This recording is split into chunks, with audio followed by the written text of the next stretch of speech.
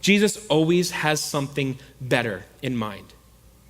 He always has the best interest for you in mind. That most of the time, that's not what you think your best interest is.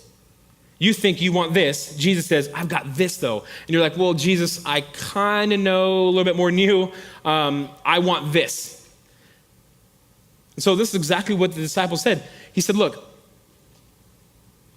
you think you want manna. You think you want this physical food that will leave you hungry again, that will leave you wanting, that will leave you empty.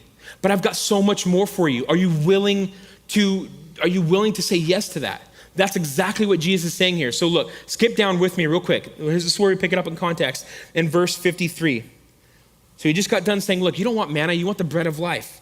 He says this in verse 53 of chapter 6 of John. Most assuredly, I'd say to you, unless you eat the flesh of the Son of Man and drink his blood, you have no life in you. Whoever eats my flesh and drinks my blood has eternal life, and I will rise him up in the last day. For my flesh is food indeed, and my blood is drink indeed. He who eats my flesh and drinks my blood abides in me, and I in him. As the living Father sent me, and I live because of the Father, so he who feeds on me will live because of me. This is the bread which came down from heaven, not as your fathers ate the manna and are dead. He who eats this bread will live forever. So they were looking for the quick fix. They were looking for, how can Jesus benefit me right now, today? What can he do for me today? And I would say that there are probably many out here that are kind of like these so-called followers. They're really fans. They want to know what Jesus can offer them today in their context. And Jesus says, look, it's not about what's today.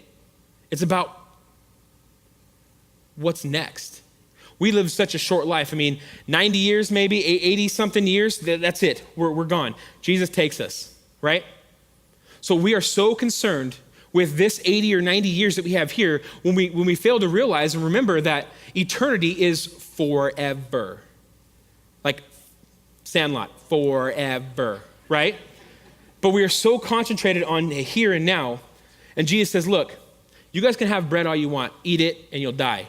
But if you want to live, eat of me.